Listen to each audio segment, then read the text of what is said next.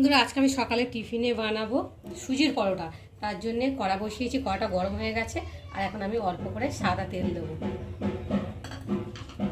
তেলটা একটু গরম হবে, একটু ভালো করে নেড়ে দেবো। দেওয়ার পরে এই যে সুজিটা ভালো করে ভেজে নিয়ে তারপরে জল দিয়ে দেবো। তো চলো আমি সুজিটাকে এখন ভালো করে ভেজে নিই। আর অল্প করে সুজিটা বেশ ভালো করে লাল লাল করে ভেজে নিয়েছি, আর একটু ভালো করে নেড়ে চেড়ে আর এখন আমি পরিমাণ মতো জল দিয়ে সুজিটাকে ভালো করে ফুটিয়ে নেব।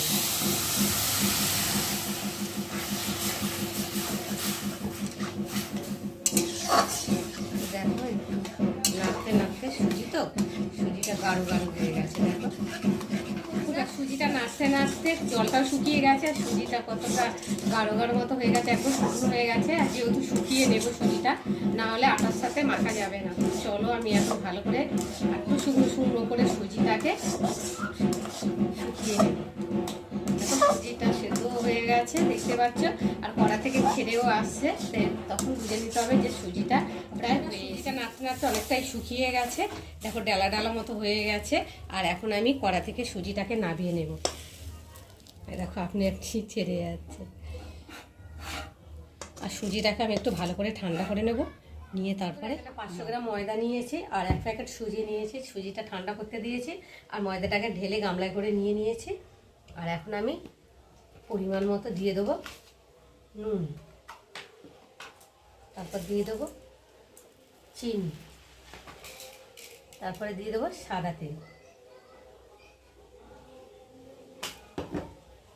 তেলটা দিয়ে আর এখন আমি ভালো করে মাখিয়ে নেব। তেলের সাথে ময়দাটা ভালো করে না মাখালে তো সব জায়গায় যে লাগবে না ময়দার সাথে, ওই জন্য আগে জল দেওয়ার আগে ভালো করে ময়দাটাকে মাখিয়ে নিতে হবে।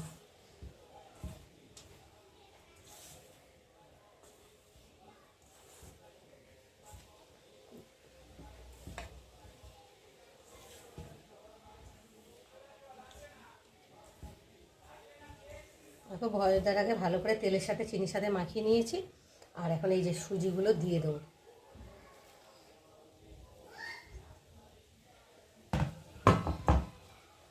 বাবা একটু গরম আছে এখন, যদিও ঠান্ডা হয়নি।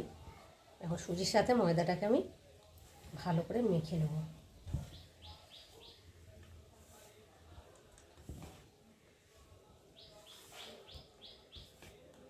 হালকা করে করে একটু জল দেব আর সুজির সাথে ময়দাটাকে ভালো করে মাখিয়ে নেব।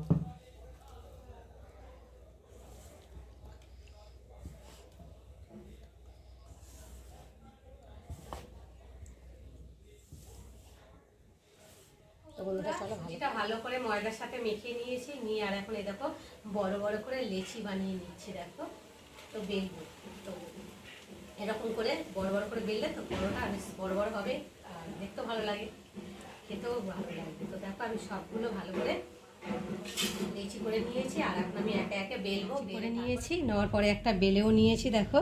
আর এখন তাওয়া বসিয়েছি, তাওয়াটা গরম হয়ে গেছে। আর এখন আমি একে একে একটা একটা করে দিয়ে ভেজে দেব।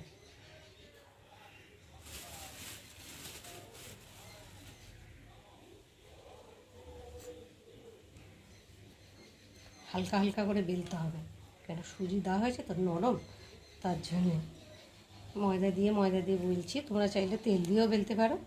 তো চলো ওইদিকে আমি এখন একটু উল্টিয়ে দেব।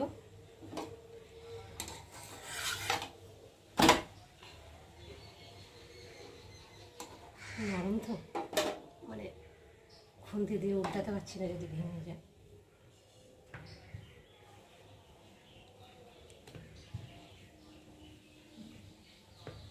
আর দেখেছো আমার বেলুন চাকরিটার অবস্থা, অনেক দিনের এইটা বেলুন চাটুন, তো নষ্ট হয়ে গেছে, মানে পোকায় খেয়ে নিয়েছে দেখতে পাচ্ছ।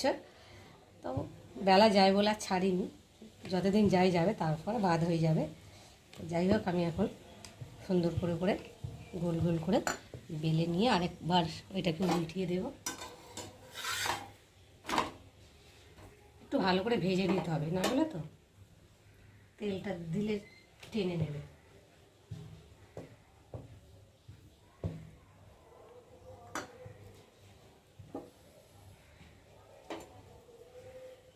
খুন্তি দিয়ে দিয়ে চেপে চেপে দেবো।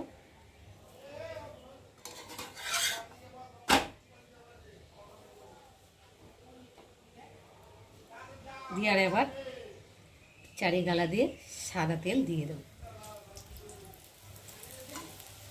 তোমরা চাইলে ঘি বা ডালনা দিয়ে করতে পারো, যে যেমন পছন্দ করে তেমনভাবেই ভেজে নিতে পারবে একে একে করে। এখন আমি আর কি উল্টিয়ে দেবো।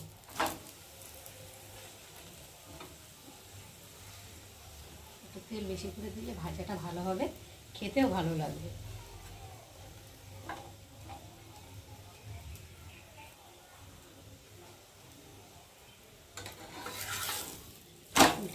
উল্টে পাল্টে দিয়ে ভালো করে ভেজে নিতে হবে।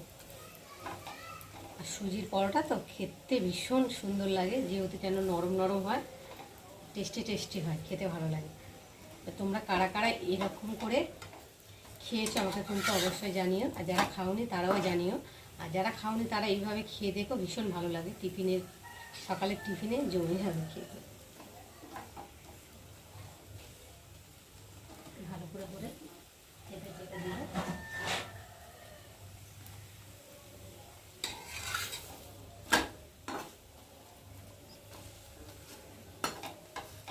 দেখো বন্ধুরা তৈরি হয়ে গেছে। আর এখন আমি তুলে নেব, নিয়ে একে একে এরকম করে ভেজে নেব। তো চলো থালে তুলে। পরোটা ভাজা হয়ে গেছে। তো দেখো সুজি দিয়ে পরোটা কত সুন্দর হয়েছে, দেখতেও খুব সুন্দর লাগছে, খেতেও নিশ্চয়ই খুব ভালো হয়েছে। তো দাঁড়াও তোমাদের একটুখানি খেয়ে দেখি কেমন হয়েছে, তারপর তোমাদের সাথে শেয়ার করবো। অসাধারণ হয়েছে খেতে। তো বন্ধুরা তোমরা কারা কারা এরকম খেতে ভালোবাসো আমাকে কিন্তু কমেন্টে জানিও।